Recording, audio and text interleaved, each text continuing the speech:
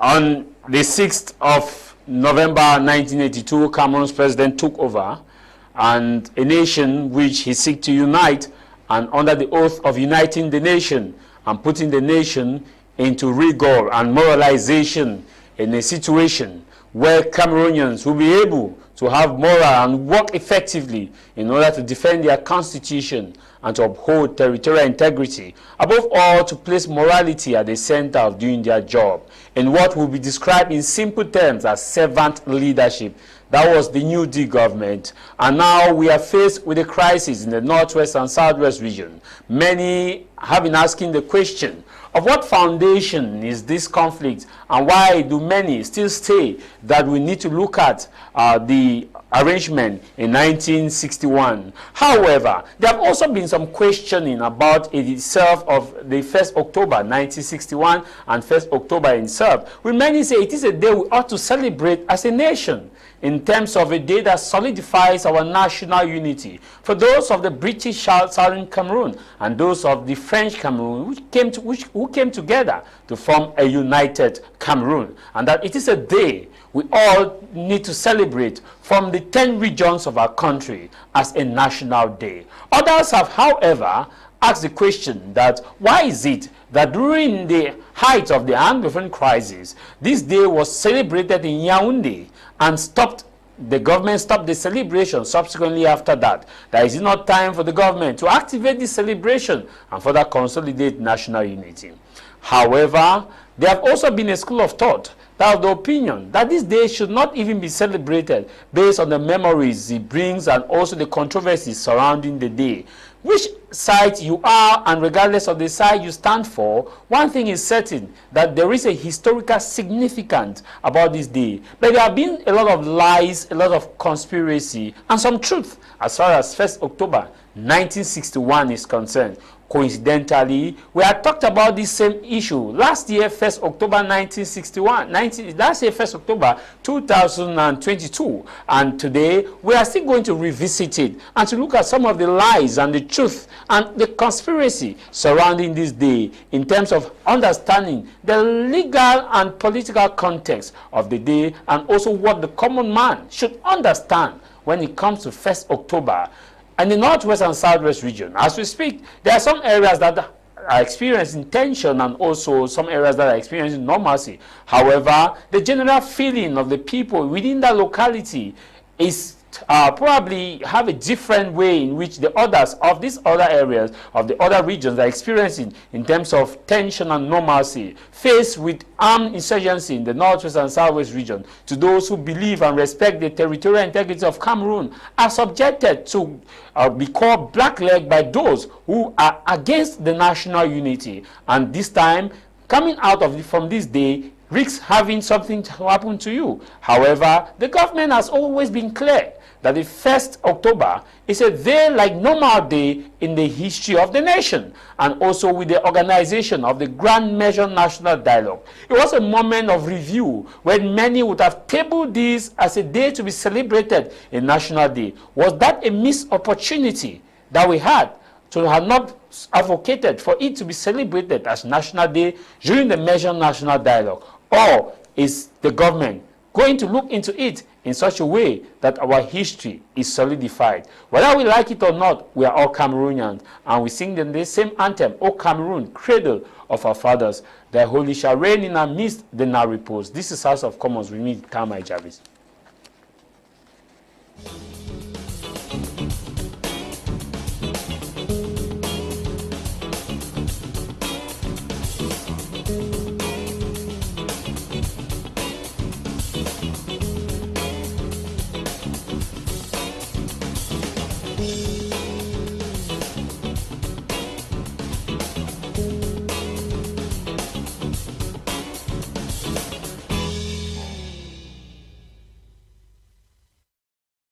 If you are just joining us, you're watching House of Commons. But before then, I want to wish happy birthday to you, Daisy Bonka. Daisy, the level 400 or 4th-year student of the College University of Boya, a 4th-year student of the College University of Boya. Happy birthday to you, Daisy Bonka, and many more years to you. And may the good God continue to guide and protect you, and also continue to protect you and make sure that you attain the aspiration that you so desire. And so on this special day of yours, I want to seize this opportunity to say happy birthday to you and many more years. Also, I want to wish you, Fabiola of the Kora Negro, happy birthday to you as we celebrate this day. On this historical day, I want to say that may the good God continue to guide and protect you, Fabiola. Happy birthday to you. And special happy Sunday to you, Mr. Nyam Robert. Happy Sunday to you, Mr. Nyam Robert from the United States of America. Happy Sunday to your wife, Joan, and of course, Micah, Kelia. Happy Sunday to all those of you watching us from different parts of the world, social media platform, all those of you celebrating your birthday today. Happy birthday to all of you celebrating your birthday today, and also a happy Sunday to those of you watching us from the different parts of the world.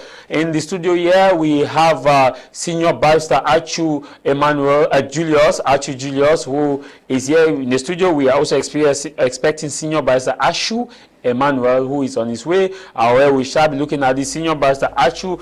Julius have been firm in terms of making sure that we remain on the truth and not on conspiracy and not on something that will not unite the country and something that will not bring development. He also stands for the fact that people should be held accountable for their action and that no one should be above or below the law. And he is here with us today in the studio. Happy Sunday and thanks for joining us.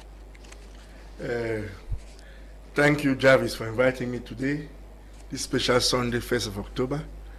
I wish everybody a happy Sunday, first of all, and those whose birthday fall on this day, happy birthday.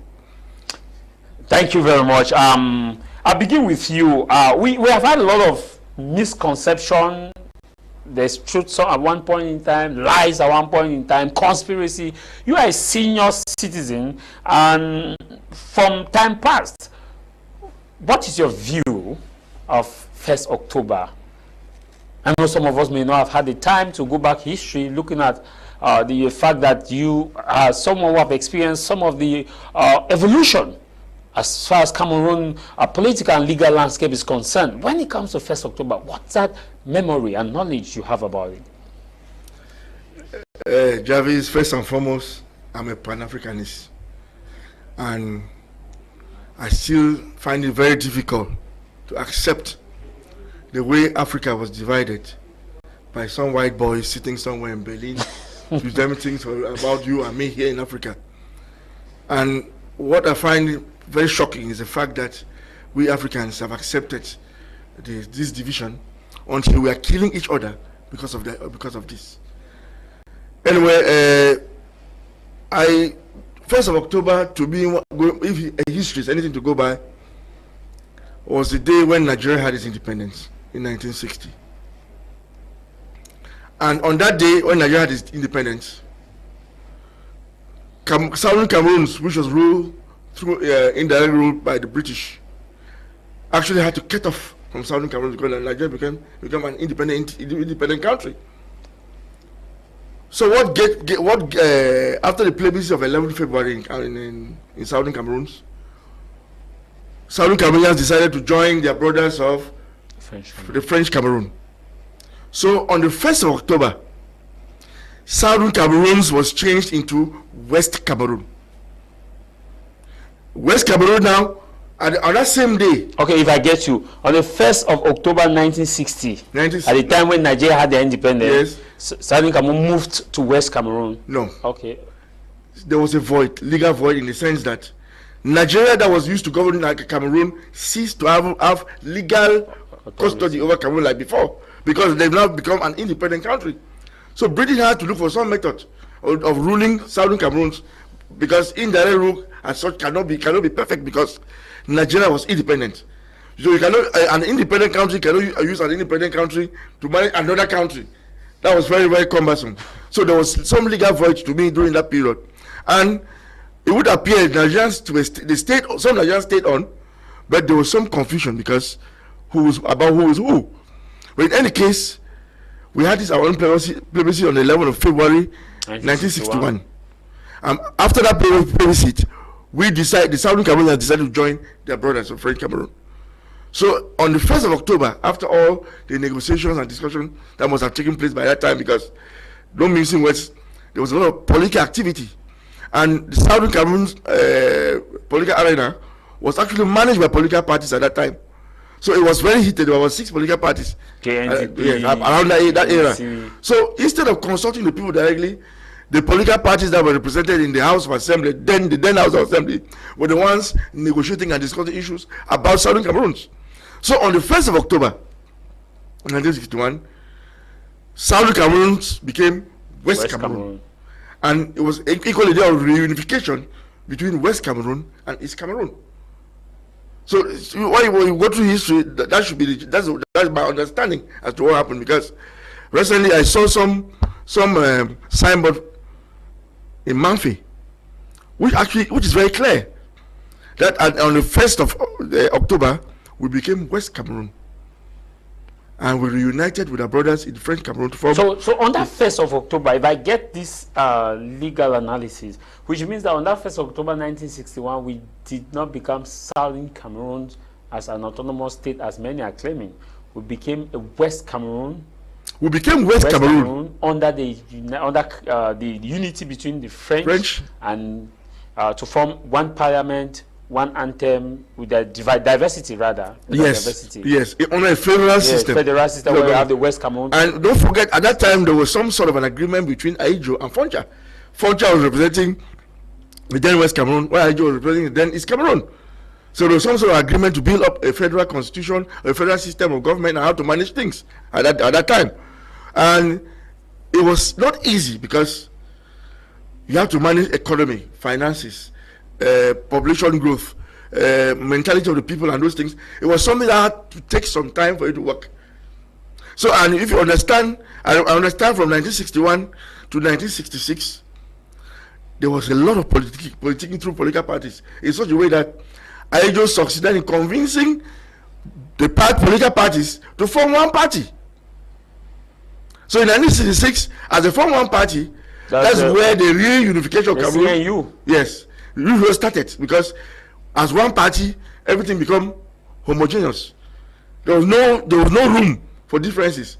They had to strike compromises, and those who were not ready to strike compromises were eliminated, were kicked out of the way. And that's what happened. If you notice, somebody, Dr. Endele, was very prominent, disappeared along the line after 1966 because he was not for, he was against. So as a united front, it is either you are there or you are not there. It's either the way of the party or you take the highway and go away. That's how it was. So when people talk about Southern Cameroons after 1961, meanwhile things are so glaring and clear, it beats my imagination. Why? Why are they doing that? Why do you want to bring that nostalgia, which was a past that you and me didn't like? Because we're under some semi-colonialism. Though they call it trusteeship council. We're in some sort of colonialism. Territory to trusteeship. There was no difference between us and another colonial territory. So we're under that yoke.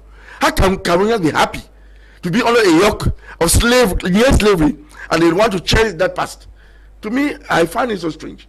I will not change the past of Southern Cameroons, because then we're no people. We're not the people as such.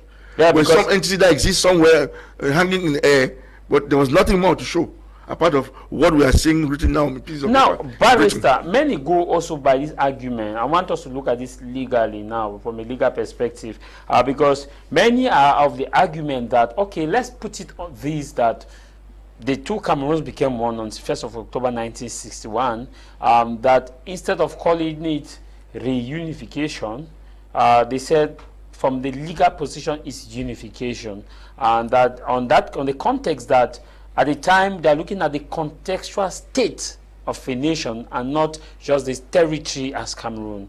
Where do we draw the line legally? Do they have an argument? No, don't mix up issues. We had a reunification. Cameroon was one country. Yeah, the argument is that we had a reunification. Yes, not unification, reunification. That we had a reunification as entity, as individual sharing common culture, yes, but not as individuals sharing common statehood, like we have with Germany, the reunification of Germany, or the reunification of, if possible, South Sudan, and Sudan comes back to the negotiating table. That's the argument, that because at that time we could not boast of The Southern Cameroon could not boast of a parliament, could not boast of an anthem, a flag, or neither was East Cameroon could boast of any of these called a state at the time. That on this term, legally, it is legally wrong to assess the fact that it is reunification under Cameroon as a state with an anthem and the rest. I don't know, but you are a legal person, you can best explain this. The notion of reunification was that before the First World War, Cameroon was one entity, including some territories which are in Chad, Central African Republic, in Gabon and Congo, and in Nigeria. Don't forget, Northern Nigeria was part of Cameroon. The Adamawa in Nigeria. Yes. So, after the Second World War, and they decided that Africa should become independent, because we are not the ones who decided. They decided for us. Some people decided for us. We decided to reunify ourselves with our brothers, which is different from unification. We united before. From the culture that we shared. Yeah, but imagine, the Germans were there from 1984 till about 1917. 1884 to 1884, I'm sorry. Yeah, to 1919. Yeah, 1919. And you can imagine from 1919 to 1961, how many years are those? So you see, you cannot tell me that you some sort of eliminate German culture like that because the French and English are in Cameroon. No, it was there. But they decided to enter our mentality.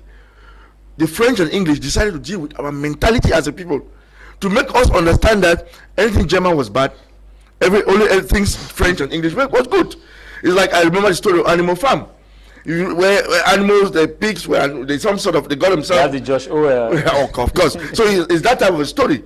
And these guys succeeded entering our mentality, the mentality of our parents, in such a way that our parents were brainwashed not to see themselves as somebody independent. They were still very much dependent on the French and the English. And you see, it's like the French and English are living. It's like you are selling a goat, or you're holding the rope, and they've been holding that rope till date. And we still don't seem to see it. We still want to fight each other to divide ourselves. Meanwhile, we have been together for so long. To attach it to one cause. To attach one cause to the other. You believe that somebody says, I'm of the English culture. I ask, wait a minute. You're a black Cameroonian from Bavochu. You say you're from where? You tell me that you're English culture. What do you mean? Bavochu doesn't have a culture? Bakuri people don't have a culture? Why can you be proud of being a Bakuri man with a Bakuri culture? You want to be proud of being a Cameroonian with an English culture? What is that? Why? Because the mentality of our parents were not into by these white boys, and they transferred those things into some of us in such a way that it is difficult for some of us to think Cameroonian, to think that you come from your village, to think they have their own culture.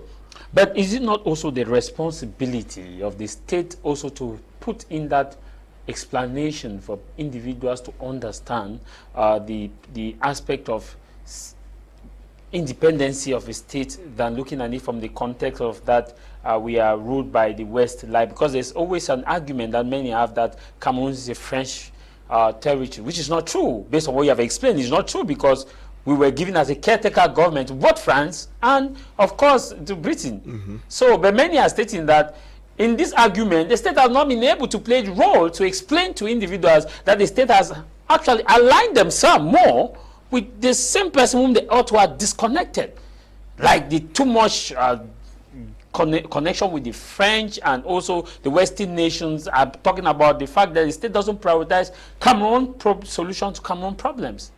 At the level of science, at the level of education, at the level of health, at the level of culture, and also at the level of politics. Because if you look at the senatorial arrangement, we had appointment and election, so a copy from France and also the UK. So this kind of argument that they needed a Cameroonian and an African solution. As you say, you are a Pan-Africanist.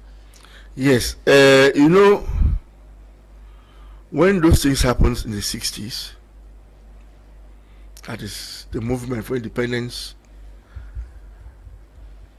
it was very difficult for countries in Africa because we don't have a homogeneous population.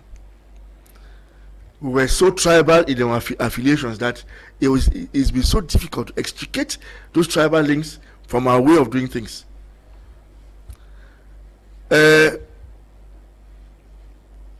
Former West Cameroon met their brothers in former East Cameroon. if any culture former West Cameroon was supposed to be projected, it was supposed to be done by West Cameroonians themselves. Yeah. You will not expect an East Cameroonian to project the culture of a West Cameroonian to come into a whole to be one united.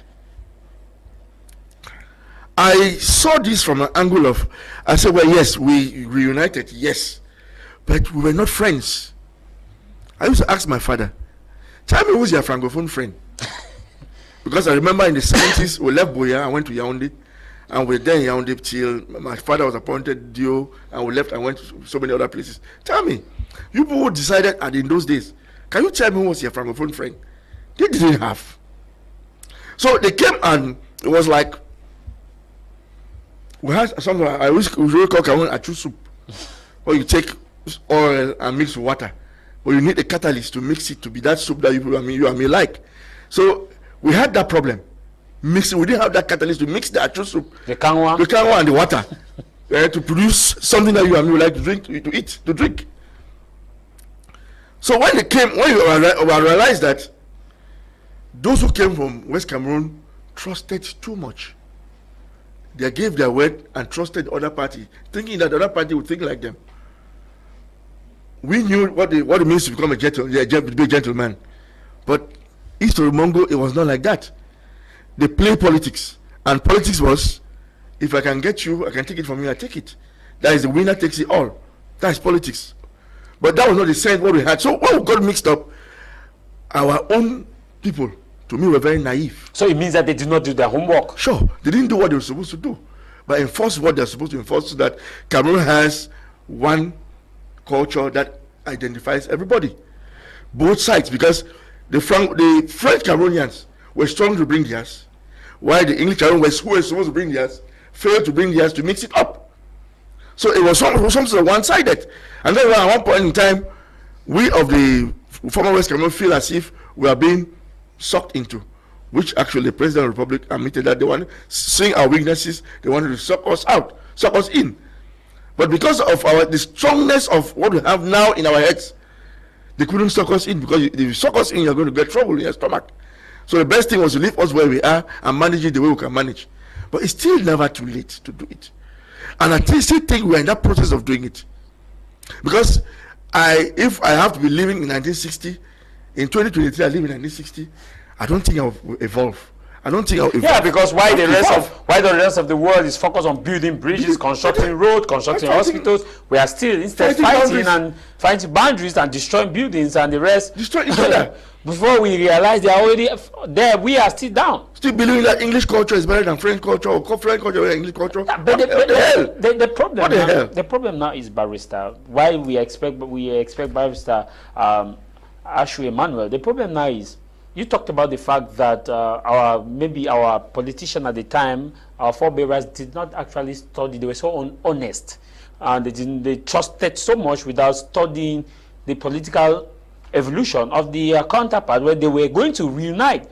But is it not based on the division that existed among them? Also, the fact that some persons did not have their way by joining Nigeria, that caused this issue where it now became a survivor of the fittest among the Southern Cameroonians and not of the general interest. No, Southern Cameroonians have never been hot to join Nigeria. Because I remember when we were in Boya, the behavior, because what actually pushed Southern Cameroonians not to join Nigeria was the behavior of the Igbo man in Southern Cameroon in those days. How they were molesting our wives in the markets, and how they were behaving to us because they were traders. Southern Cameroonians were not traders. We grew up with that worker mentality. That you leave school, you're going to look for a job, and you work in the civil service. We had the worker mentality. We didn't have that mentality of doing commerce or trade that the Nigerians had, and they were dominating. So the way they were handling issues, we didn't like it. So we had a civil servant mentality. Yes, we had the worker. I just put the worker. We had options. Now that's still what. To become a clerk, to wear suit and be in an office. That is what everybody was dreaming at that time. Gentleman. Till today, we of the West Cameroon, we still have that mentality. Worker mentality. I call it worker mentality. Leave school, get a job, earn a salary, and leave. Meanwhile, we don't think of being job creators. We never thought of creating jobs ourselves. We left that thing of creating jobs in the hands of the government. And the government's hands are always so full that The government cannot do everything that you and me expect, which is one of the problems we are facing today. We still have that mentality that, oh, I must leave school and have a job, or I will go to Enam or go to police school to work with the state or whatever. We still have that same mentality. That's why we have a problem of going back to find out what happened in 1960. And by going back, we forget that the world has moved on. We have to move on too. Okay. Thank you very much. Let me take on this message before coming to. We have just been joined by our senior barrister, Achu Emmanuel. Let me take on this message before I get to him. Greetings, Mr. Javis. I really like your program. This is an interesting one on a special day. Please, I would like to ask your guest this question. Does the people of British Southern Cameroon have the right to celebrate their Independence Day? This is coming from Gideon in the United States of United Arab Emirates. And also this one read, greetings to you in the studio. I'm a by Chris from Edea, a student from 5. What I know is Cameroon has no single date of independence. The United Nations Territory, known as the French Cameroon Archive, achieved independence from the France on 1st January 1960, and British Southern Cameroon changed the status of a trustee under this British administration to a federated state within Cameroon on 1st October 1961. It is the day of the 1st October 1961 plebiscite when former British Mandate Territory of Cameroon voted overwhelmingly to reunite with the former French Mandate Territory, both of whom Emmanuel is my name, on 1st October 1961. And what was East Cameroon celebrating? Was East Cameroon celebrating anything on 1st October? I'll be coming back to the questions. We have just been joined by another senior advocate who is also senior barrister, Achu Emmanuel. A barrister, thanks for joining us and happy Sunday. Good afternoon and happy Sunday to my learned colleague and brother and friend, Achu Julius. Last year we had the similar panel. Now I'm recalling that last year. Good afternoon to you, Mr. Tah Mai Javis. Good afternoon to all Reform Party militants and sympathizers at home and abroad. And good afternoon to the technical crew, Mr. especially Desmond. The owner of this TV station was giving us Mr. the opportunity to express ourselves. Yes, you were saying? Yes, I read some of the messages. I know it was directed to senior barrister Achu, but maybe. Well, as we all know, nothing was signed at Fumba. Nobody sold any rights to anybody. The other lies are that there was a federal constitution that was put in place unanimously. Unanimously. That's another lie. So to debunk all this, we all remember that Resolution 1608, Article 5, mandated Great Britain to oversee an agreement between the two brother Cameroons, so that they can batter out the terms on which they are going to live together. Britain, instead of carrying out this mission, decided to negotiate the rights of Southern Cameroons in favor of France, which was to give them the Virgin Islands, and they sent in a team of constitutional experts who came and handed over Southern Cameroons to French Cameroon, to the Republic of Cameroon. You can remember on this very channel, on this very panel, Professor Victor Julius said, at the tripartite talks, the British came with their constitutional law experts, and they said the mode of proceeding was going to be by exchange of notes. When I asked him, have you ever seen notes that were exchanged by Southern Cameroons? There were nothing. There was nothing. There were no such notes.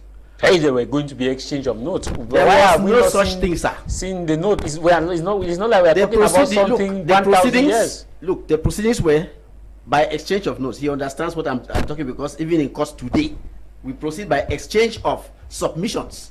When the matter is ripe for hearing, he will address the court, I will address the court, and the court will take a judgment. So when they say exchange of notes, it's not something that is strange.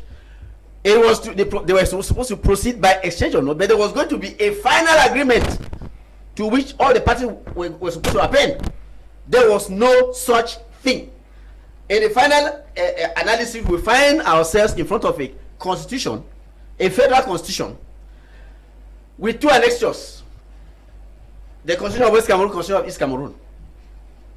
My little colleague here will agree with me. We all know how the French people draft their constitutions. That drafting was not a Frenchman's drafting. French people never put annexures in their constitution. Never. We know how they draft. Now, that constitution was voted by the Parliament of the Republic of Cameroon. So if you look at the whole process, you will not see one document that was appended or signed by Southern Cameroon. So what you are saying as a senior barrister Emmanuel is that the constitution was not drafted in Paris. No. But it was drafted in by the British constitutional law experts who came. Okay. They are the ones who drafted that constitution. They did it. It was their work. They made a constitution, the federal constitution, they made a constitution for Southern Cameroon, then a constitution for East Cameroon. But how and all that was voted by the Parliament of the Republic of Cameroon as a constitutional amendment of their constitution of February 1960. But the question is that why will the British be the one to draft it for East Cameroon when the French had representative present at the time? I don't know. I said resolution 1608 in Article 5 mandated the British to oversee an agreement between the two parties to batter out the terms on which they are going to live together. That's what I said. Okay. And it was in furtherance of that mandate that the British had to see to it that the parties sit and come to a consensus. But consensus, there had never been any. There had been discussions, but they never had any consensus. And nobody from Southern Cameroon ever appended any document that can be tabled to us today. So that is one of the fat lies that have been propagated. They say there was a federal constitution that was unanimously voted. That is a lie. There was no Southern Cameroon present in the Republic of Cameroon assembly when that constitution was being voted. It was their single and unanimous unilateral act. So when you come from there now and say today Cameroon is one and indivisible, that is another fat lie. But how is that the fat It's because okay, Mr. Tah, if a mother gives birth to twins, the father says, okay, now you all are of age, I want you to decide on how you are going to live together. Can you by any stretch of the imagination ask these twins to merge and become one person? Is that possible? But they have the same mother. They have the same mother, yes. Can you ask the two of them to merge and become one person? But they belong to one big family. One family. Okay, now you are talking. You are coming. They belong to one big family. And that is what we are saying. You cannot say Cameroon is one and individual because there are two Cameroons. There are two. They all belong to Cameroon. I asked you here some other day. All those guys who are in Maryland talking, La République de Cameroon, we are ambassadors. I said, look, they are all Cameroonians. Whether you are of Southern Cameroons or of Republic, you are a Cameroonian. You are not a Southern Nigerian. You are a Southern Cameroonian. The end product is that we are all Cameroonians. So there is no need for you to want to take me and make me somebody else. Like Professor Kamto went to the Constitutional Council and said, give me the criteria by which they show me the competitive exam I have to write to become a Bulu. No, sir. You can never become, you a Bamileke man can never become a Bulu. Never. We all respect our individual identities, but that does not make us less Cameroonians. We are, you see, you are a Southern Cameroonian, I am a Southern Cameroonian, but we are all Cameroonian because the state of Cameroon is made up of two states. That is what we are saying. We are saying again that the people who propagate this federal structure thing, they forget that Southern Cameroons, I don't see one document where Southern Cameroons ever opted for federation. When you go to the Manfred Constitutional Talks, that meeting was held And the result was that they opted to go for confederation. And that was the reason why when they reached Fumba, nothing came out because they were for confederation. And they will have nothing to do with federation. They never wanted federation, they wanted confederation. And that is the reason why a Reform Party says, we think that it is a nice option for Cameroonians to choose. You want to decide on the form of a state. It is better to come up with confederation. You manage your affairs and manage your affairs. That does not stop us from belonging to the same country. Okay, Senior Barrister Achu, I want to ask you this question. You have now brought us with the party, which I wanted to go there, but good enough you brought it about the position of the Reform Party in resolving this. But you, while ago, you talked about the fact that one of the lies we are told about 1st of October is the ability of indivisibility, that Cameroon, that we are told that Cameroon is one and indivisible, and which you said is a lie. Now let's put it in the context that the Reform Party is in power and tax the people in the referendum, and I know you are a Democrat, you respect the results, and now the entire people of Northern and South decide under the Reform Party that okay, we want a total independence. Will the Reform Party grant that based on the fact that you say the people should decide? Mr. Tah Mai Javis, I don't understand why you want a referendum of only the people of South Africa. No, wait. Pick up. If I am president, I have said here that the form of the state, I just said here, the form of the state is not something for one man to decide. The form of the state should be decided by Cameroonians. Call Southern Cameroonians and put them on the table. Call the people from the north Cameroon and put them on the table. Let us decide on what the form of our state should be. Why do you want it to be decided by Southern Cameroonians alone? It should be decided by the two brothers. No, the reason why I was asking the question is because you made the allusion that we are talking about the Southern Cameroon, which did not decide the constitution that was in force. They never voted the constitution. They would have voted the constitution, which means that there's an argument that okay, we are indirectly equating that it is a state on its own, and therefore, which means in decisions like this, because you talk about the indivisibility, my question is on indivisibility, that you said one of the lies is that Cameroon is one and indivisible. And now, if it's one and indivisible, it means that there have been an option of two states. Because if we are going by the premise of, you cannot say it's one and indivisible, it means something can separate them. Now, the question I'm asking is that, if the Reform Party is in charge today, okay, and decide, okay, the other 8 regions say, these people should go their separate ways. Let's sit there on the table with the Reform Party granted. Mr. Tah Mai Javis, let me take you a bit behind. Resolution 16082B recognize the independence of Southern Cameroon, which that's the question that you were asking. Yes. Somebody was asking you on the 1st of October 1961 by joining the Republic of Cameroon. And your senior here, Mr. Kum, has moderated several debates where he wanted this point to be made clear.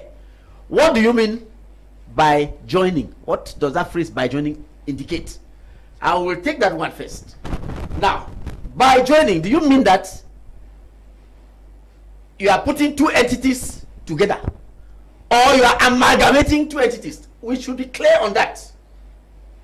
Was that by joining intended to be construed as putting two entities together or amalgamating two entities? Now, if we go by the federal constitution that came out of the Republic of Cameroon Assembly, it was a constitution that came up with 3 states, 2 federated states and a federal state, which simply means the by joining, as understood by the Republic of Cameroon at that time, meant that it was 2 entities that were being put together. Now, from the time the federal constitution was put in place, right up to the modification, unitary state, and now Republic of Cameroon, you see that we have moved from putting two entities together to amalgamation, which is a completely different concept. So that is why I'm saying that if I, Achu, president of the Reform Party, were to be in power tomorrow, I will call the citizens of Cameroon. This is your matter. Representatives of Southern Cameroon is here. Representatives from Republic of Cameroon here. Let us decide what form we want our state to take. It is not a matter for one person to decide. If you say Southern Cameroonians decide to, it means that you want Southern Cameroon to decide on the form of the entire Cameroon, which is not correct. It is everybody who has to be on the table. And that is why I have always said there should be negotiations between the two parties. Put representatives from both sides on the table. Let all decide what form we want our state to take. It is not a matter for one person to decide. Okay. Please, can a technician come here? I'm trying to get the technician and indicating. Please, can we have a technician here on the studio, please? This is something I ought not to have said it on air, but you guys are forcing me to. Senior Barrister, some persons have asked a question as far as the celebration is concerned. Senior citizens told that celebrated the 1st of October in Boyatangu Stadium. That what were they celebrating at the time? You know, I like to put things in their context. One thing is certain. That name, I don't know where, we cannot actually say where the name Southern Cameroons came from. Who gave it that name? God alone knows. Who gave the name?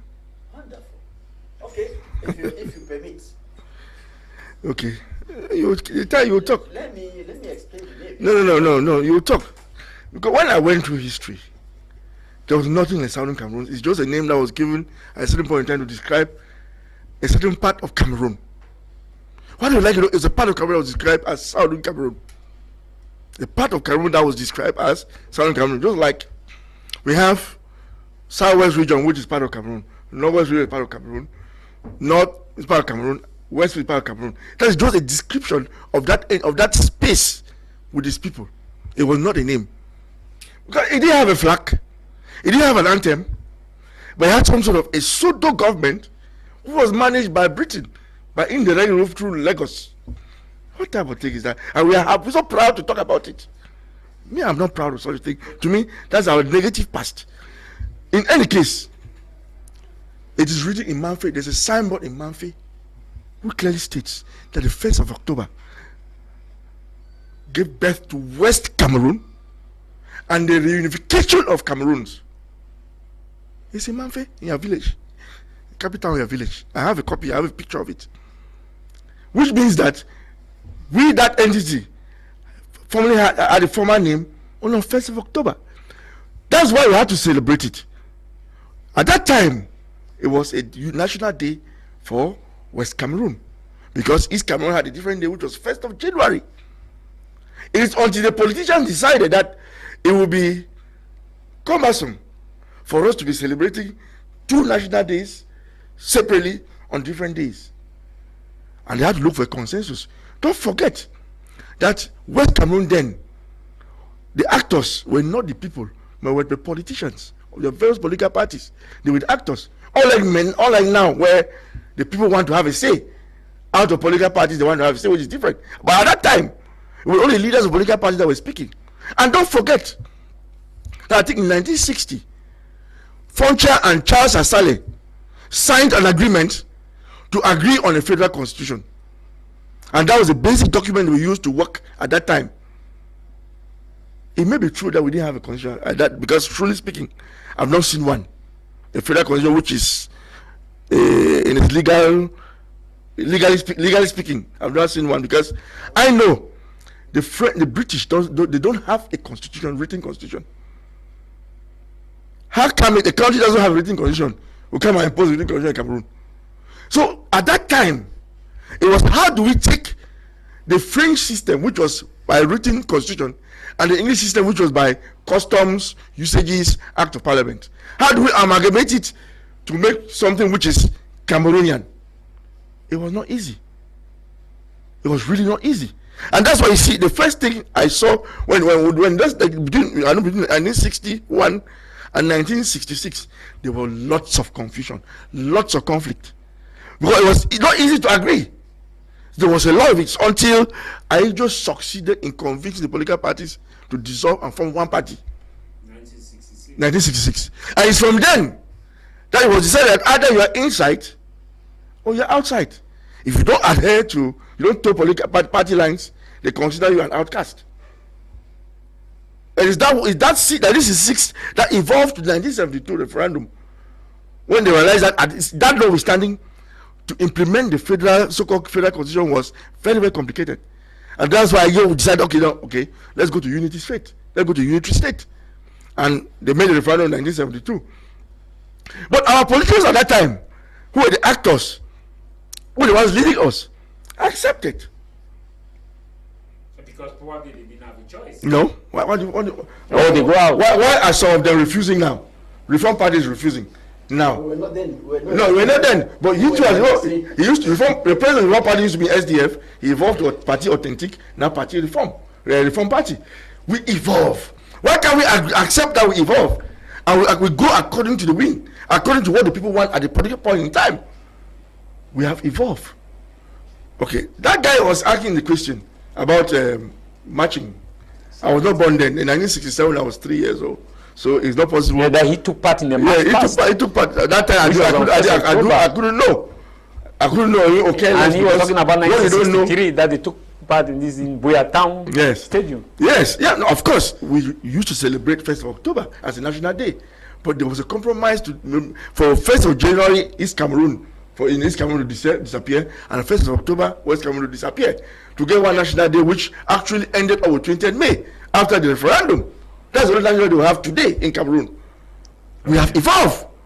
Okay, those who want to take us back to 1884. I would like us to go back to 1884 and fight the Germans, the conference, that Berlin conference that divided Africa. I would like to start from there. Anybody who goes there and start from there will see me joining them. 1961, how many years you think I should follow you? Meanwhile, this country, 50, 60 years along the line, we have evolved to some other thing. I will not go back there.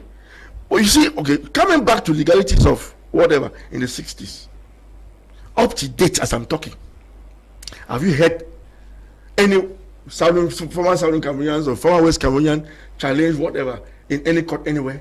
Have you heard? The Banjul court. We've heard about the Banjul court and the Banjul ruling where Cameroon was No, wait a minute. Challenge the plebiscite? I'm talking about the plebiscite. That's what brought us here on the table. Have you heard anybody challenging the plebiscite? Okay, maybe its legality or illegality. Have you heard? Anyway, I've still to hear. You tell me about that. Up to date, 60 years along the line, nobody. It's not 62 years along the line. Nobody has done that to date. And what do you want us to do? The plebiscite is there legal, and you want to challenge any other thing linked to the plebiscite? But it doesn't make sense to me. Before Senior Barister Achu react, you have brought in the issue of 1972. But the question now is, between 1st of October 1961 and 20th of May 1972, which one is more important legally and politically as a national day? And which one has so much significance in terms of the unity of this country? 20th May, because it is the unity day, the day of our unity. 1st of October is reunification, which is different. And independence of that entity called Southern Cameroon, which became now West Cameroon. But you see, what we call that word independence, it is in quotes. Because we're independent from what? No country is totally independent. We are talking about interdependence. Yes. So it's in quotes, because at the end of the day, it was just a people and a place and a territory. A people and a territory. No national anthem, no flag. We had. But that does, Senior Barrister, does that not go back to that question of unification and reunification? Because many are mixing this aspect of the fact that they are looking at it that Cameroon was one, but wanting to align themselves within the same the current political landscape, not the cultural landscape of Cameroon. Because culturally, the people of West and these people share the same culture, but they have a different political inclination within themselves. And now, okay, coming now in the context of the United Republic of Cameroon, is it still not the argument that people still stand that it is unification for statehood in 1961? No. I remember I talked about mental slavery. How can we say we have an English culture? How can me, a Babuchu man, say I'm an English culture?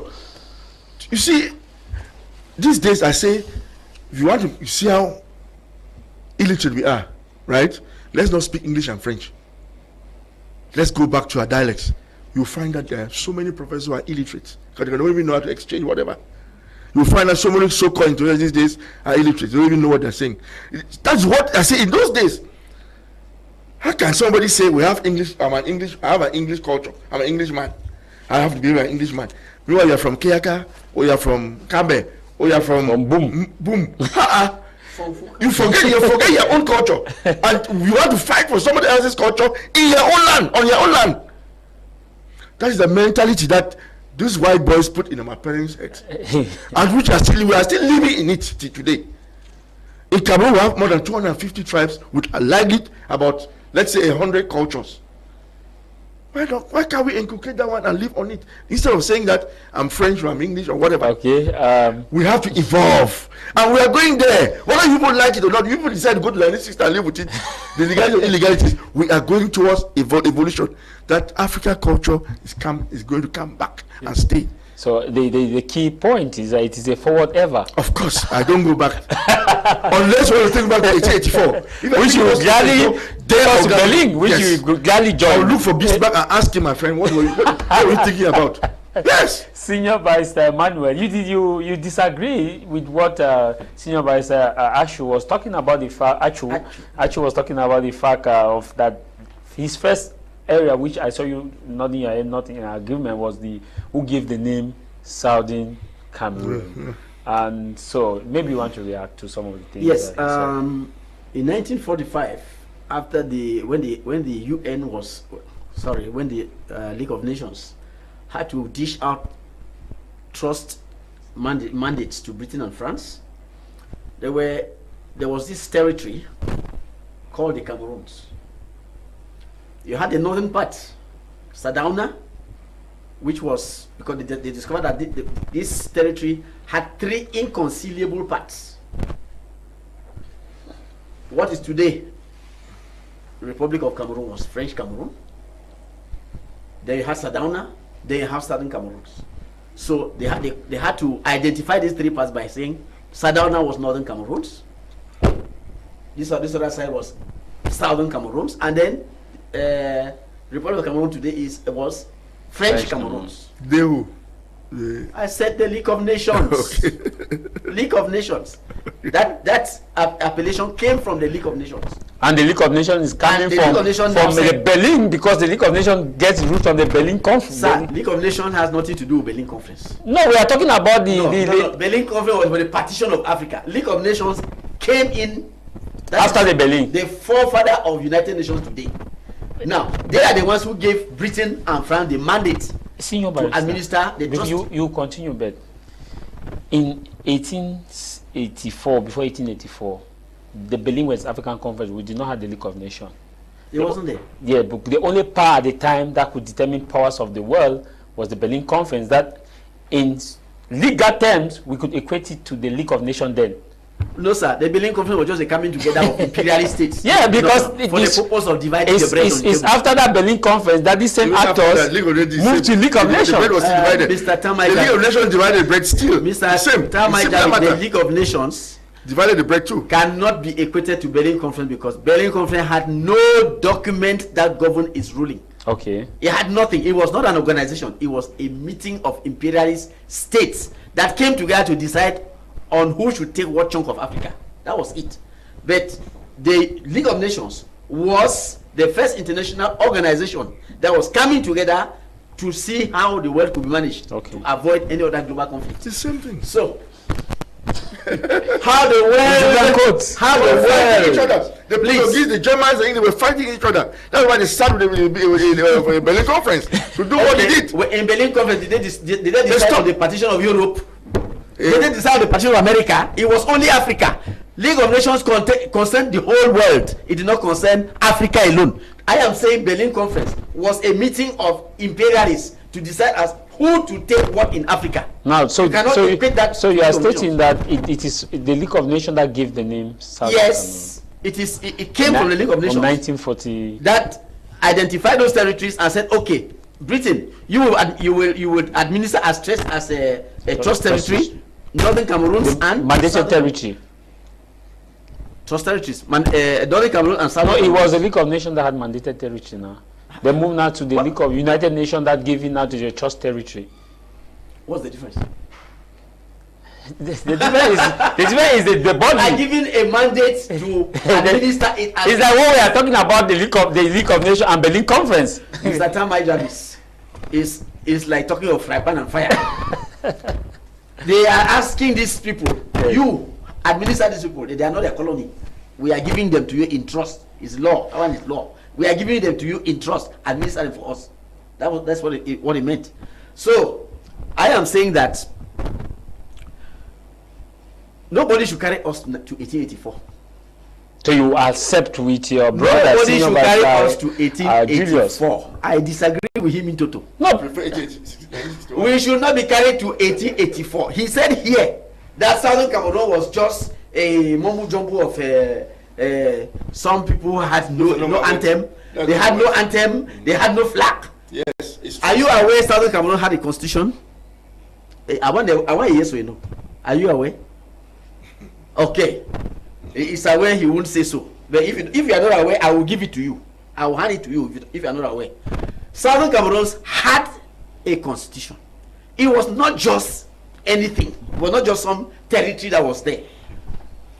Southern Cameroon went through a lot in political development. First of all, they were attached by Britain. Who could not manage Southern Cameroons? Who could not manage the Cameroons? Could not manage the Cameroons as a separate entity. So we have Nigeria here. There's no need putting up an administration in Nigeria and an administration for the Cameroons. So he said, okay, Northern Cameroons join the North. Southern Cameroons join Eastern region. That's how it is. But Southern Cameroon said no. 1954. The Eastern Regional Crisis. They when the first constitution collapsed, they slammed the door of the Eastern House. And they themselves came to Boya and opened their own assembly. Look, that assembly was opened 1954. After they had left Eastern Region 1953. That was when there was a crisis between Iyo Ita and Nnamdi Azikiwe. Thank you. They came and opened their assembly, and Britain gave vent to that creation. From then, it evolved. Without consulting the people as usual. All the way. A group of people just open assembly like. From then, I remember having said here that Southern Cameroon was the first state in Africa to organize a democratically elected election, a democratically organized election. Somebody will come and tell me now that it was not a state. I don't know what it was, but we shall go to the person who creates states and ask him. From that period, right up to 1959, the Lancaster House talks. Because previously it was British Southern Cameroons. From the second Lancaster House talks in London, it became simply Southern Cameroons. That is to say, Britain upgraded Southern Cameroon from a trust territory to an independent region within the. A white boy upgrading me. I will accept. Continue. I will get back to Senior Barister Julius to react. To an independent province within the Federation of Nigeria. From there, that was now when Southern Cameroon, you see, if you look at Resolution 16, they don't talk of British Southern Cameroon, they say Southern Cameroon. It was from the Lancaster House talk. So before it was the British Southern Cameroon. Yes. Now after the Lancaster House talk, it became now Southern Cameroon. So you're asking Barister Julius where the name is coming from. Okay, no, he now understands now. He understands. Cameroon, okay. We forgot about that one. Now it is. Okay, so we have suffered. Now let him land, Senior Barister. Senior Barister Emmanuel. So as I was saying, as I was saying, sir. In 1960, the Queen of England came up with the Orders in Council Southern Cameroon Constitution, which put in place all these things for which my colleague here is fighting for. Independent judiciary, civil service, educational service, all those came, they are inside the Southern Cameroon's constitution. The Senior Barister, I have this question to ask. British said have a constitution. We of the press we were taught in university that in the press law, we were using the Nigerian Newspaper Ordinance Law of 1917. 1914, 1917. That was what we were using in Southern Cameroon at the time, in terms of the laws of the press. But you are saying that there was a constitution that has been enacted, and that after the Eastern Regional Crisis, we had an establishment of an assembly. Why is it that even with the existence of these, the press was still using the Nigerian ordinance law in the operation? My colleague why weren't they using this same law that you were saying? My colleague will answer that. Look, why? let me tell you, even up to today, the courts, our courts here, apply British legislation. Pre-1900. He knows. You see, look, a constitution that comes in place is different from the laws that exist and have that govern certain areas. That are two different things. Up to today, I say we still apply British legislation pre-1900. Pre-1900. Is that not a problem? It is not a problem, sir. I don't know where you see the problem. So that how is that? The fact that you were using Nigeria's newspaper ordinance law. Yes, it was proper. It was proper until that legislation is repealed and replaced by a local one. Then can you apply the local one? But if you were to ask a journalist today, you will not tell me that you are applying Nigerian law, will you? No, we have the law of mass communication. Yeah. Yes. So I am saying that among the lies that they have told us is that Southern Cameroon was not a state. You can see it. Southern Cameroon was a state. It had a government. It had a constitution. It had a prime minister. He said there was no anthem. Now, Canada, Australia. Can you tell me the president of Canada or the president of Australia? These are parliamentary democracies carved out in the British fashion.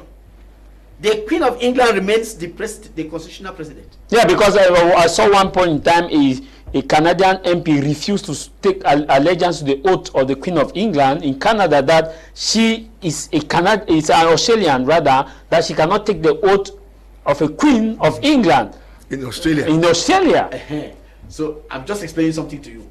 The Southern Cameroon Constitution was carried out in the same manner as that of Canada and Australia. The Queen of England remaining the supreme. The Prime Minister was the head of government. So it is very funny for someone to ask you in that setup who was the president, because it is not the same regime. It is a constitutional. Now the question now is, Senior Barrister, you have outlined that there was a government, there was a prime minister. There were assemblies. But yeah. The question now is, what was the legal tender, the money used at the time? Of course, they were using the pound sterling. Today you are using CFA, is it your money? Today like this, you are using CFA, is it your money, not French money. They were using pound sterling. Am I telling you, Lisa? No, it's true. We never existed. The legal tender was. We're still under slavery. We are still under slavery in Cameroon. We are using CFA. We come out of it. We are using CFA. We will come out of it. That's what we're looking at, coming out of it, rather than living on slavery memories. As I was saying, slavery memories. That lie that Southern Cameroon was not a state should be laid to rest. Because in addition to all that, when you go to Resolution 1608, Article 5 clearly says that the government of Southern Cameroon, the government, I'm talking of a United Nations instrument describing the government of Southern Cameroon. I'm talking in the presence of a senior lawyer who understands who are the people who have governments. Associations don't have governments. It's only states that have governments. So if you say the constitution, the prime minister, the judiciary, the parliament were not enough, so Southern Cameroon was recognized by the United Nations as having a government. Senior, you are looking at the legality now. So you are not talking based on the legality. No, I am answering the point that the point. Yeah, from a legal perspective. The point on lies saying that Southern Cameroon was not a state. It's a fat lie. Because this is different from what politicians are saying as you are going out legally. Of course, now we are talking this. All what we are discussing here is legality. It's legality. There's some taste of history inside, but it's legality. Was it the Republic of Southern Cameroon or what? Okay, if you take the English version, of the Federal Constitution, it talks of the Republic of Southern Cameroon. The English version. You see, so no, from United Nations, I am talking about the federal. Because he said Republic of Southern Cameroon. You see, look, I'm talking about Cameroon. You see this mentality thing that has. Let me just land. I'll come to you. Sorry, briefly. sorry. Just yes. So I am saying that. I don't want to be interactive. Okay. I am saying that lie should be laid to rest, because even the United Nations talked of the government of Southern Cameroon. Okay. And we should not today deny that the people who gave birth to us, because no matter what, Republic of Cameroon did not have independence from France. They got it from UN. Southern Cameroon still got their own independence from UN. So one independence cannot be bigger than the other. I have explained later that independence by joining does not mean independence by amalgamation. Okay, Senior, we'll come back to you. Senior Barister, you wanted to react. No, nobody gives you independence, you take independence. It's not self a la carte. All what he's saying means that we are still not independent. That's why I'm saying that, look, they messed up at that time, because no mixing words. To me, our parents were messed up. They didn't understand the stakes. They didn't look into the future, that what will happen to us in the future. They will look at what is going on, and they believe in the white boys, and they thought they were the best, and they thought what they were putting into place was the best for us, which today we are saying is not the best. When we talk about, ask this question, it can be stupid or foolish.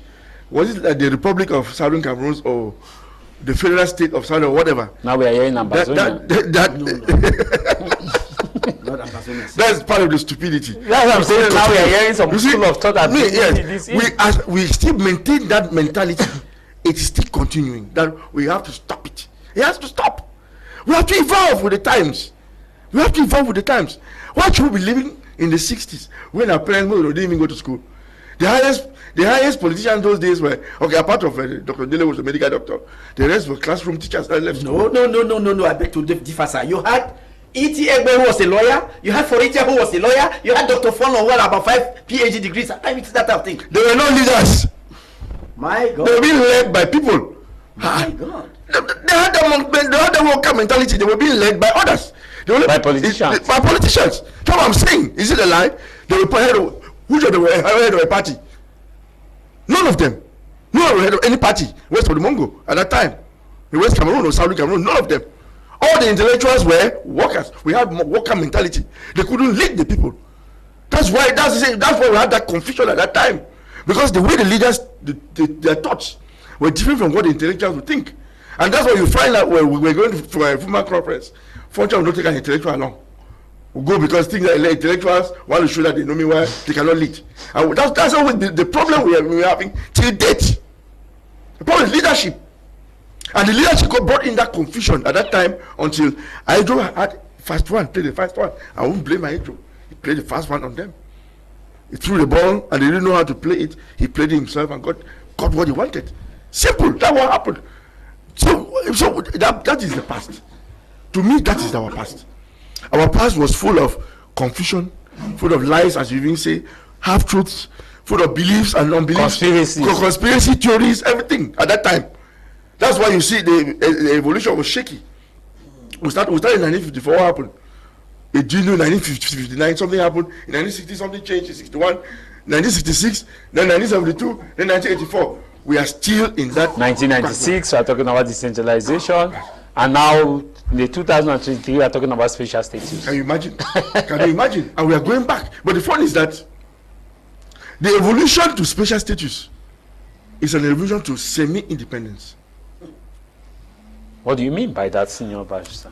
If you look at the law, though the law has a lot of shortcomings that created this special status, a state can be so strong as to declare that I don't want to be part of this country. Because as a state, you can raise revenue. As a state, you have a good degree of autonomy to run yourselves. Though they have control, but you can be so powerful that the other states copy from you in any case. We don't look at that. Everybody in Cameroon has a habit of going only to the negative aspects. I will capitalize on the negative aspects. Whenever in a circle you see positive and negative, you go for negative. Every other thing you're going to do will be negative. But you capitalize on a positive thing, you realize that before opening your eyes, the positivity has engulfed the negativity. because positivity is always very stronger. But if you capitalize on negativity, you stay negative with all whatever you're going to do. Stable status has a lot of positive things which, to me, we can capitalize on, and before long, how can you imagine they give you power, you, members of the council, to decide on issues? You have that power. Then you're waiting for what again?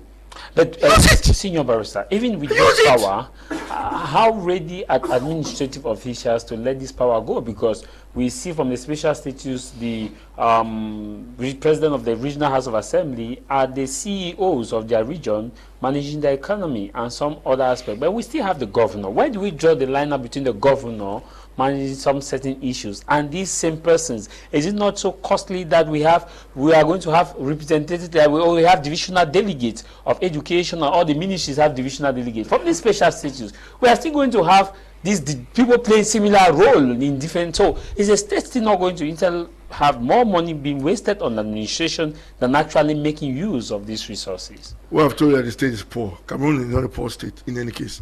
But you should know that the representatives of the council, the councillors and those people in the regions, they are linked to the people. The other delegates and the governors are linked to the administration. So everybody has his own role. But you see, the way you manage your role depends on your personality. For example, you are the anchor man of this panel. The way you're managing us depends on your personality. If your personality is not strong enough, we are lawyers will eat you up, but you are very tough. And that's why you can manage the occasion. That's why, so everything depends on the person, whoever is managing whatever is in his hands. So you feel the effect of special status if you have an enlightened like we had the late mayor of Boya of blessed memory. Okay.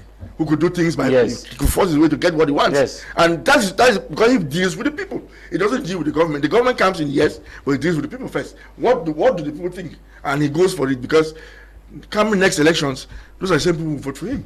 So he has to deal more with the people than with the government. And that guy where was doing same. There are so many others that are doing like they're doing the marvelous job. The people are doing that. Like we have Mr. Paul Atanganji, who is proactive. Of course, in his post, he's been one of the best serving ministers of the administration. Whether you like it or not, he's been one of the best and very, very proactive and always very present. And that's what we are looking forward to. Yes, they're one of the best serving ministers. Yes, that's why all of us are looking forward to him. That's why we respect him. Whatever he does, he does it with a lot of thorough. He's so thorough and straight that he looks at you in the face and tell you what you are. It doesn't go behind the back. And that's what we like. That's what Cameroonians like now, because we have evolved. That's why with special status, if you give someone like, unfortunately, Atanganji cannot be president. Give him just to manage the region as president. The rest of the country will come and beg for him. Please come and show us how you do it. Okay, Senior Barrister Julius, you made mention about the fact that the politicians took the decision without coming to the people. When Senior Barrister Julius talked about Emmanuel talked about the fact that the Eastern Regional crisis came, and so the leaders left the Eastern region because of the squabble between Ita and Azikiwe, came to Boya and formed an assembly, and the British government gave a green light. And you said they moved in, they did that without consulting the people. But you also said in 1960 that the political parties were talking on behalf of the people and not the people. Were they not doing that in conformity with the powers the people had given them, voted them in? Who voted them in? They came from the Lancaster House or whatever. Who voted them in? Look, you see, the only time we had elections was, I think, after the plebiscite, when Foncha won elections by bringing a lot of non-Westerners into the Southwest to come and vote. That's what happened. There's a lot of when I collected lots of them, they came in trucks and they voted in the Southwest. And well, that is part of the history that we know we have. So I outnumbered those who could support Ndele, and that's why we're going until you have this Kamlogo syndrome and the divide that is going on between the Northwest and the Southwest. It started from that time. That people moved and another justification where they come and work in the farms. Do you mean Southwesterners cannot work in their own farms in the CDC? Why do you have to go and take Bamila people come and work in CDC farms? There were people in the Southwest who could work in farms. Why didn't they use them? So you see, the politics in those days was so mixed up that the people it created more problems. The people were not very, very much versed with what was going on. When once you say, "Oh, I'm a Foncha man," many will not even know what Foncha stood for. Or I'm an Ndele man. You ask them, Ndele stands for what? He will never ever tell you. Just like these guys who are carrying guns now. You ask them, what is this land is your land from where? They will let me tell you that ambassador is from where? What does it come from? What does it mean? They don't know. You get the oil. They will let me tell you where it comes from. I was told about a story that I usually ask that oil na papa we are. We don't know how to. The story of Mali Peña. Yeah, the story of Mali Peña. We just hear. It's just. We just heard. We don't know how true that was. Mali Pepe. That we are saying there na papa we are. Onya na papa. But those are the stories of Cameroon. That is part of our history that we shouldn't forget. But we should understand that the mentality of the people at that time was very low. Okay. We can agree on that. That it was so low that there was so much that they couldn't understand. But are we not facing? Today, we understand the stakes. Are we not facing? Senior Barrister Julius, are we not facing the same thing where we have a lot of PhDs and professors in Cameroon? But they don't make it on TV programs to defend policies and to explain they develop the research carried out that can help the nation. But in front of most of our debate, it's animated by people whom these same leaders say they don't master the deontology, come to the level of politics. Those who are leading the political affair are not people we have professors and the titles. Are the people like the political affair? Is this still not what you are saying in the 60s? Yes, you see, I said what we call worker mentality. Cameroon is one of the few countries where I see PhDs marching on the road that the government refused to employ them. Hey, you have a PhD and you cannot create a job even for yourself. You want the government to take you to work, to employ you, to help you by paying a salary.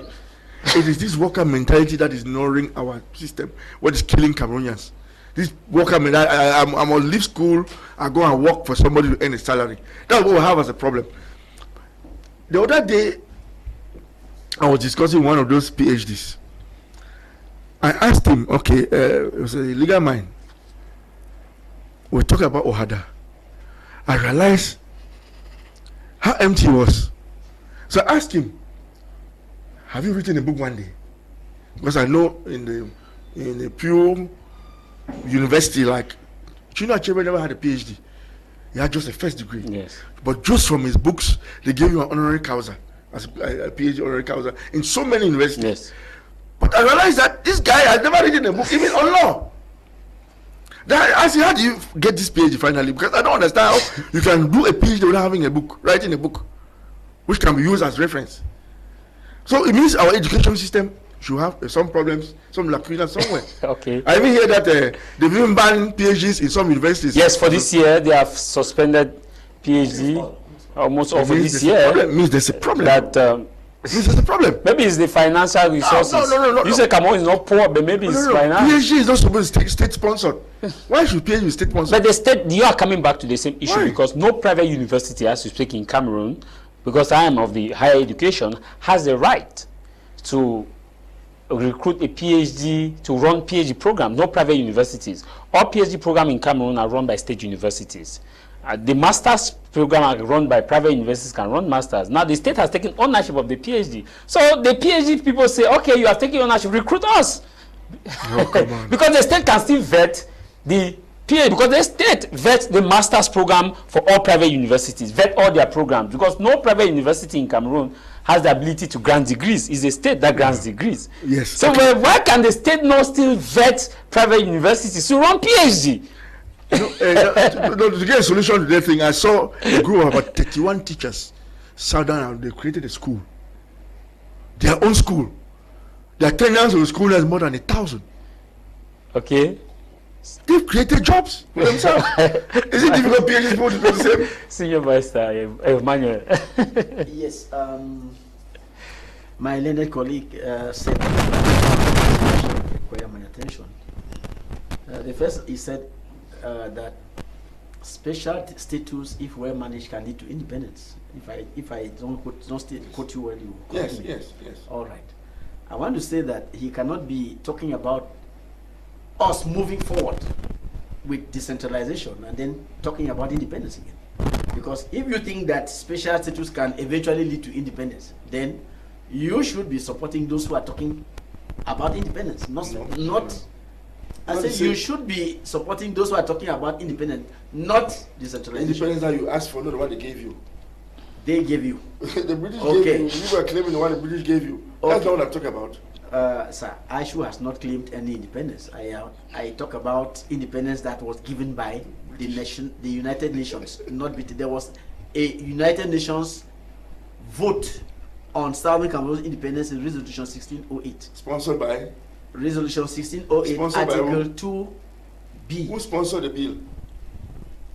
I don't bother. I know it's a UN resolution. General Assembly resolution. I don't know whether people... It's a bill filed by Britain. People sponsor General Assembly resolution. Sure, you filed a bill, of course. Anyway, I know there was a trusteeship commission that was formed, that was in charge of running the head of trusteeship in the Cameroon's territories. So I don't know whether Britain still had to go and sponsor anything, because the UN created a commission to see, go and find out, work and make sure that there is publicity, and then when you finish, bring it back to us. Now, there's something I even forgot. You see, he started by talking about the plebiscite. And he said nobody has challenged it. Let me say something here. Last week I fed on an article written by somebody who said, in actual fact, the United Nations put 3 questions on that plebiscite table. There was the option of joining Nigeria, the option of joining Republic of Cameroon, and there was the option of total independence, which the British never put on the table. You see, the third option. There was a third option that the British erased. They didn't put on the table. So that was another lie. That is another lie that the people have been fed with, because we have been made to understand that there were only 2 options. So the removal of that third option is a fat lie.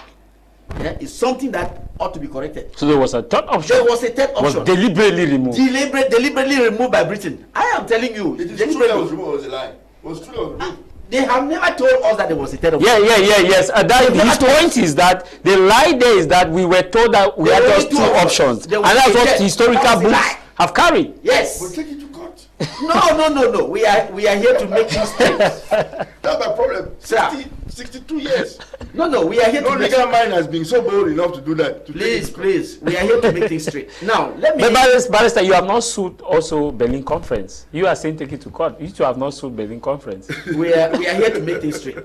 Now, you see, if things had been going very, very well in this country, nobody would have had any opportunity to raise a small finger. People are talking today because things are not going on well. And you will agree with me that it is not only Southern Cameroonians who are crying. In fact, the entire Cameroon nation is crying. The Bassa people want their own state.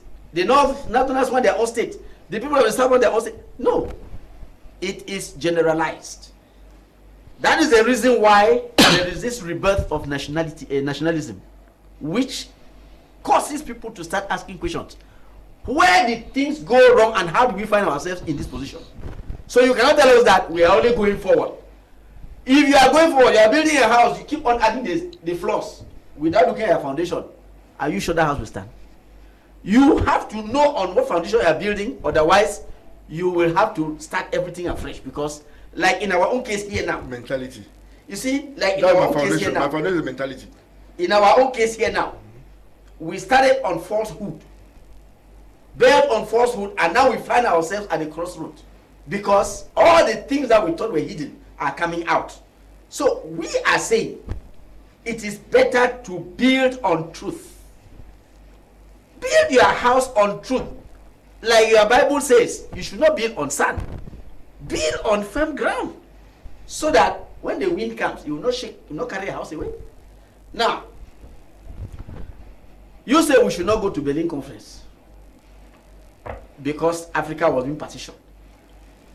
No, he's saying that we should go back to Berlin Conference. We must look at it. That we should go back. He said we should not go there. That the Berlin people have finished their own. Today, we should go forward.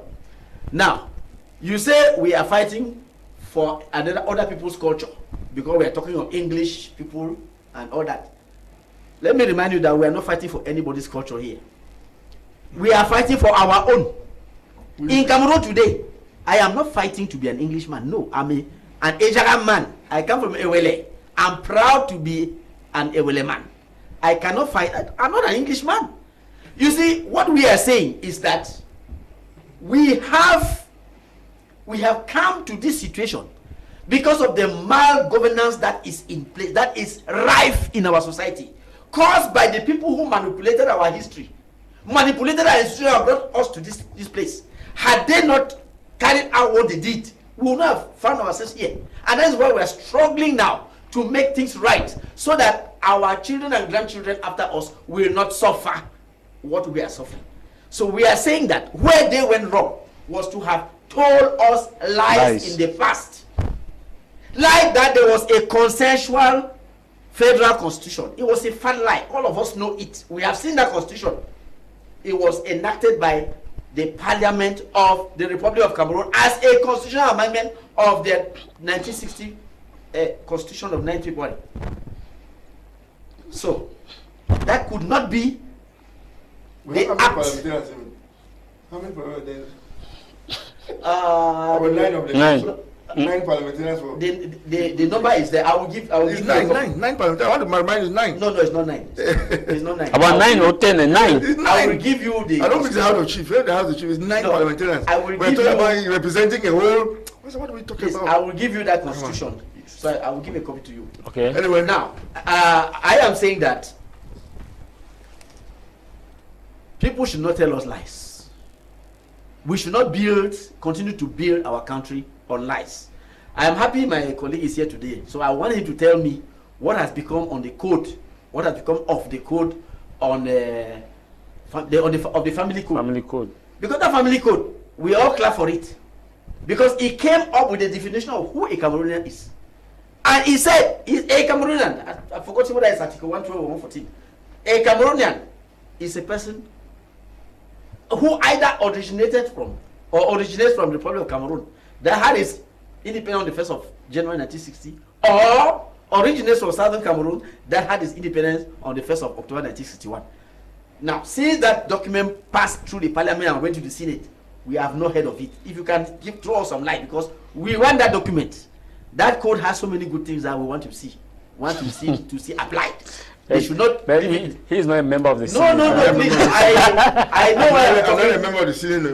I know why I'm talking to him, because member of the Parliament. The day I will be there.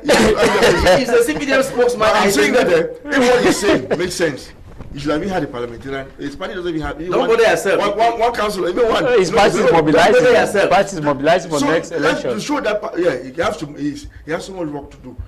This one is big, is wasting his time. I am not so much. Because from the northern part of Cameroon, he has been able to secure a lot of followers. Look, we see followers in the council, in the parliament, or the Senate. Are you in the haste? For now, no. You've been for almost on time now. You're not in the haste. Elections came and passed, and you still had nothing, zero. You have to compare. You're asking me questions. We see them. Don't try. No. I have told you to try your people to show us whether there is. Go and fight Pakistan, no lion. We the lion. Don't try lion. Lion will crush you. When you're talking somewhere, don't fight the lion, no. Leave the lion. But in democracy, should we be talking about crushing? No, it's democratic crushing. It's democratic crushing. Mr. Tah, I want to invite my colleague to look at the lion at his old age. No, he's so old. I can't. Okay.